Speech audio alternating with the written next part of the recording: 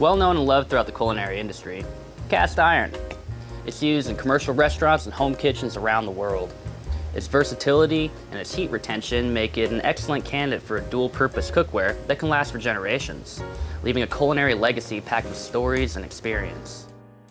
A lot of people feel a sense of nostalgia when they see a cast iron skillet, reminding them of their parents or grandparents cooking. Hi, I'm Wyatt with Tikkun Homestead, and today we're going to be going over a little bit about how to care for your cast iron. Join us and let's discover together.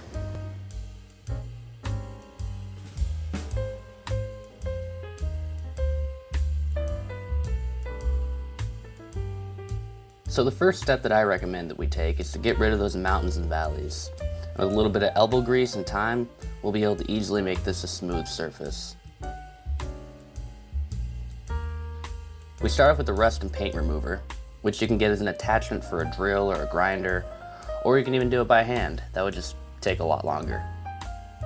One thing that I would highly recommend investing in if you're going to do this process is a respirator or at least a mask, because this process makes a lot of dust and I don't really want to breathe in a whole bunch of cast iron dust.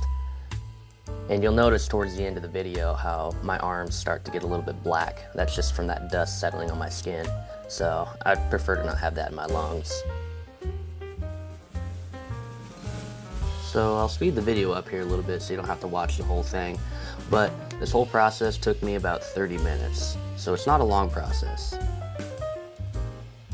So we're using the paint and rust remover really just to pull off the factory seasoning, that black polymer that they put on at the factory. We're trying to get that off to expose the iron, so that way we can use our 40 grit sandpaper, which is the next step, and not gum up our sandpaper pad.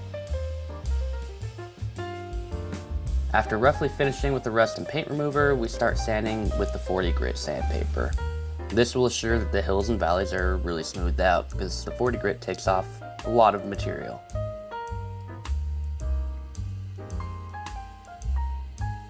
Next, I like to move on to the 120 grit. I jump a few steps from the sandpaper grits, but at this point, the iron is sanded down to a pretty good level. It's pretty easy to sand. I only use one pad of the 40 grit and one pad of the 120 grit so far, but if you want to go a little bit further based off the size of your pan, I wouldn't see an issue with maybe using another 120 grit pad.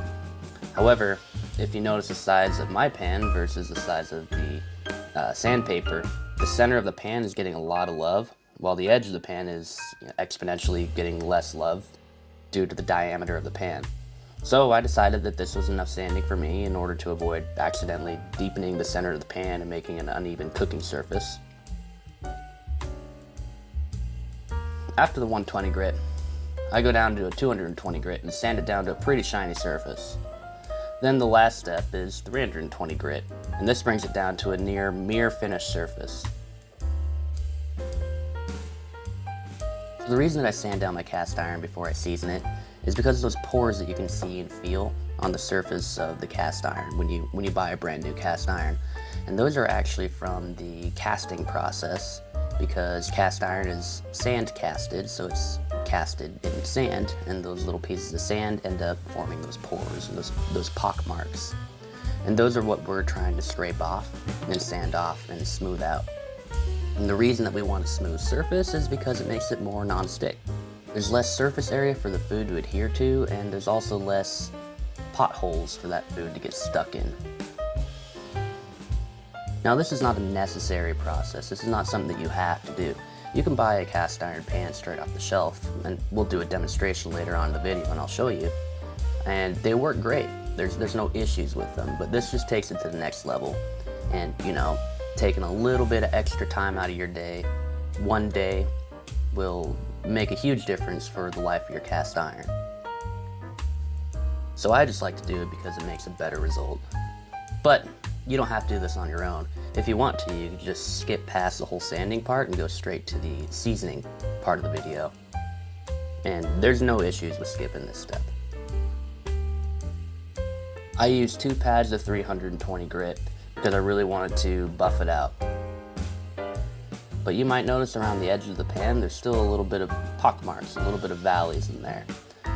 So I could have ran another pad of 40 grit in the pan, but I didn't want to end up making the surface uneven.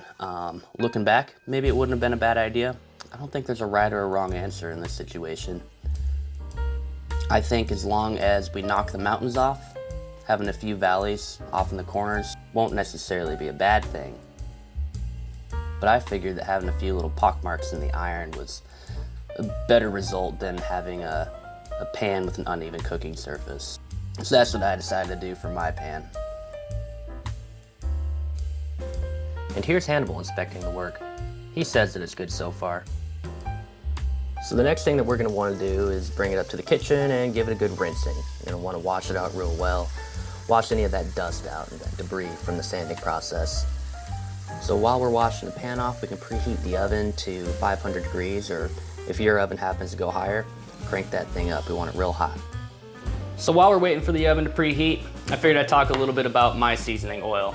So I mix this myself, roughly 1/3 of each, of flaxseed oil, grapeseed oil, and fish oil, specifically anchovy oil.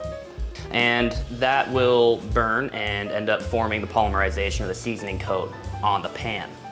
Now, it's not necessary to mix your own, but if you just are gonna go for one, I would strongly recommend the flaxseed oil. And the reason is, let's see if you can see the nutrition facts on this guy here. If you could see that in the camera, the total fat is 18% per tablespoon. That's 14 grams per tablespoon. And 10 grams of that 14 grams is polyunsaturated fat. And that's what's gonna end up forming your polymer or your seasoning on your cast iron. So if you're gonna have to pick just one, I'd highly recommend flaxseed oil. Now, let's talk about the science real quick so we can understand what's actually happening and how the seasoning works on a cast iron. I'm not a scientist, but this is what I understand of it. So polyunsaturated fats are fatty acids whose molecules contain more than one bonded fatty acid. The hydrocarbon chains contain multiple carbon-to-carbon double bonds, basically meaning that it's a more complex molecule than monounsaturated fats and contain more varieties of fatty acids. The root of the word is unsaturated, which means that the molecule has the capacity to obtain more hydrogen atoms, meaning that it's not saturated with hydrogen. So some types of cooking oils that are rich in polyunsaturated fats are fish, nuts, and seed oils. Now, when you add energy to these polyunsaturated fats, energy like heat, you end up initiating a reaction called thermal degradation. And that's basically a fancy term for your oil getting oxidized and heating up. This oxidization causes free radicals to molecularly change your oil. It basically decomposes into a variety of volatile compounds in your oil. Now, when these polyunsaturated fats start to degrade and decompose and your oil starts to chemically change, these smaller compounds end up reforming into different longer chains, and this is called polymerization. So think of it like this. We've all seen pictures like this of molecules. When energy is added, or in this case, a lot of heat, that energy overpowers some of those electric bonds which are creating a stable molecule. In this case, this is your oil.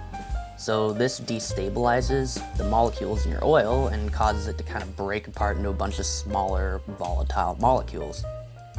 Now these smaller molecules that are floating around are going to bond with other molecules because they still have electric charges, but there's still a lot of energy pushing them around. So if these small molecules are able to bond with any other molecule, it forms a really stable and solid structure, reforming into a new and different larger molecule. So these carbon-based structures form kind of like a fishnet or a spider web on a microscopic level, coating your exposed cast iron and making a polymer, and that's what we call a seasoning. Now, the reason that we look for oils that are high in polyunsaturated fats for seasoning our cast iron is because the polyunsaturated fats are molecules with a lot of different fatty acids. So on the other hand, a monounsaturated fat is just that. It's mono, meaning that those only contain one carbon-carbon double bond fatty acid. So if you expose only monounsaturated fats to thermal degradation, you won't end up with quite as many volatile compounds, meaning that there's less options, less opportunities to reform into that microscopic carbon-based fishnet of a polymer, leading to a weaker seasoning. Now, Cooking oils aren't just purely polyunsaturated fats or monounsaturated fats or saturated fats. Cooking oils are a mixture of a whole bunch of different types of fats. So what we're looking for is those cooking oils with the higher polyunsaturated fat level. So having some monounsaturated, some saturated fats, some different types of molecules in there will definitely help, because those end up breaking apart too and then reforming into, rebonding with those other volatile compounds. You can create a more complex polymer using different types of oils. But some of those things aren't going to form into a polymer, which is why, and we'll see here in a little bit, we wash our cast iron after we're done with the seasoning in order to wash those things off, those impurities, because there's naturally impurities in your oil. And think of olive oil, all those different flavor compounds that are in it, makes it really rich and really flavorful. Some of those, or probably most of those, aren't going to form into a polymer, and those are just going to burn and need to be washed off. And that's okay. And that's why we do this process multiple times in order to make multiple different layers. It's kind of like polishing your shoes. You put on multiple layers of shoe polish and it makes it shinier, makes a stronger surface. So we're gonna do multiple layers of this and wash it off in between, and that's how we're gonna get our seasoning on our cast iron. All right, so now let's actually get to the seasoning. So first, after we wash it, we wanna make sure it's real dry, and I actually sped the video up here again for you. So what I'm doing is I'm going to rub my seasoning oil all over the bottom of the pan and the sides of the pan, and I really wanna actually make sure that I rub it in there. So I just want to coat the entire thing with a very thin coat. We don't want it to be thick, because then it'll end up kind of being tacky after we season it. So very, very thin coat. And we're going to do plenty of coats, so don't worry about it being too thin here. So after we get the oil rubbed onto the entire surface of the pan, we go ahead and throw it in the oven at your oven's maximum temperature. Mine's 500. Now I realized that my oven wasn't actually that reliable because I have a thermometer in there. And even though it's set to 500, it didn't exceed 450. So what I end up doing after is pulling it out of the oven and finishing it on the stove top.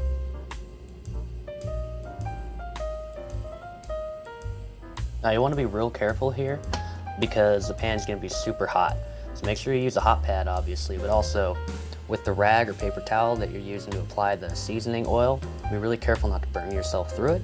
And also, I would not recommend using a paper towel because sometimes those will try to light on fire. So use a rag and just be very careful.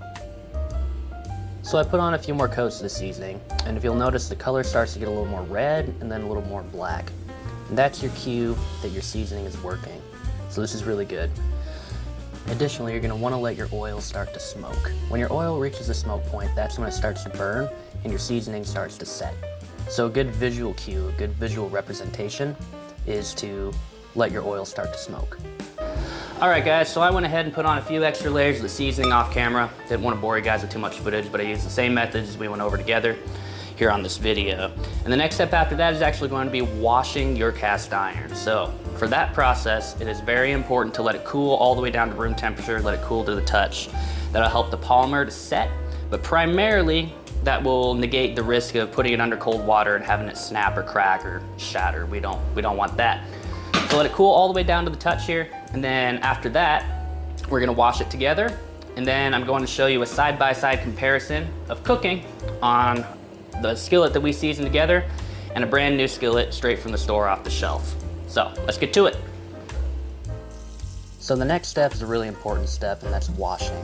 So what we're going to be washing off is any of that residue that didn't get turned into the polymer or to the seasoning. So any of those impurities in the oil, we're going to be washing all that off. Now, I'm going to be using dish soap, which some people consider an abomination for cast iron, but I think it's okay, and this is the reason why. So dish soap is an emulsifying agent, which means the molecule has one end being hydrophobic, which means it repels water, and one end being hydrophilic, which means it's attracted to water. So that emulsifying agent is going to attach to the water and also the oil in order to break that surface tension and suspend the oil and water droplets into a solution. And that's what's going to help us to wash off the impurities. Now, do not worry about dish soap washing off your seasoning on your cast iron, because a cast iron is a polymer. It's not going to get washed off with an emulsifier. So that's the reason that I think using dish soap on cast iron is okay. But that's just me. What do you think? Leave a comment down below. Let me know. So now we're going to start off with the cooking test. The pan on the right is the one that we seasoned together, and the pan on the left is one straight off the shelf. They're both the same brand, same size, Lodge cast iron pans. So the first test that we're going to do is we're going to attempt to cook sunny side up eggs. And the reason that I picked this specific test for the first one is because cooking a sunny side up, you want to cook it at a low temperature and you want to cook it all the way through. So we're not going to get any of that color or that crust or the Maillard reaction on the eggs. So I wanted to see what the difference would be peeling them off the pans.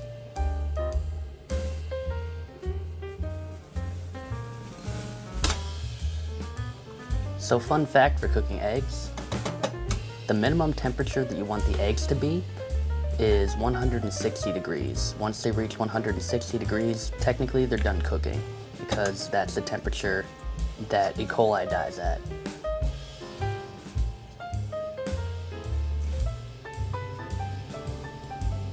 So I really want to make sure that the temperature is both the same or as close to the same as we can get them on both pans in order to make an even comparison between the two.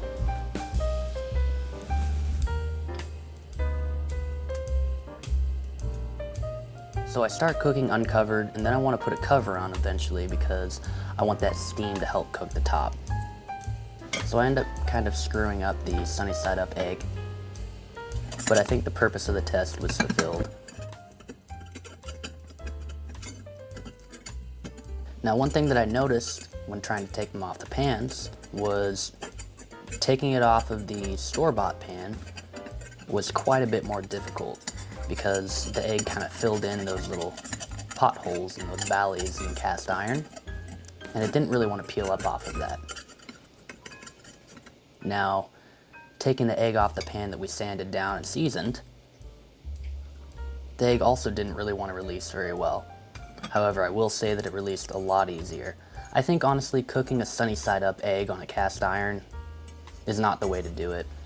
The right tool for the right job. If you want to cook a sunny side up egg, I'd highly recommend cooking that on a non-stick pan at a low temperature. But we're not trying to get good quality eggs in this test. We're really just trying to compare the pre-seasoned pan with the pan that we seasoned together. Once they're done cooking and I take them off and put them on the plates, I actually flip them upside down because I want to see the bottom side of the egg. Overall cooking experience, I preferred cooking on the pan that we sanded and seasoned together, but it's true, I might be a little biased. So after I clean the pans off a little bit, we go ahead and do our second test, which is cooking them to over medium. The reason I chose over medium for the second test is because I really wanted that crust or that Maillard reaction to really take form on the eggs, so that way we could see the difference between the eggs with that crust and without the crust coming off of either pan. So both of these eggs are quite a bit easier to get off naturally, and it'll look quite a bit less of a mess. But when I flip the egg that's on the pan that we seasoned together, I accidentally popped the yolk. So I went ahead and peeled up the egg on the pan straight from the store, and I popped that yolk too, just to try to get an even test, because the yolks have quite a bit more protein than the actual egg white does. So I wanted both of the yolks to touch the pan and make contact. I would say that the pan that we sanded down and seasoned together, I think it worked quite a bit better. But again, I could just be biased. But I think that little bit of effort in the very beginning is very much worth it to get a better result. Now, as time goes on, with either pan, you're going to continue putting seasonings on. The more you cook on it, the more oils and fats end up getting on the pans, the more you end up burning it. You're going to inadvertently put extra layers of seasoning on. And then throughout time, you want to keep adding seasonings as well, intentionally. Again, just like polishing a shoe.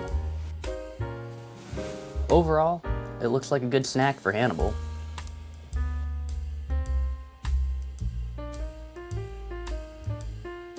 Well, that's all I have for now, and that's how I care for my cast iron.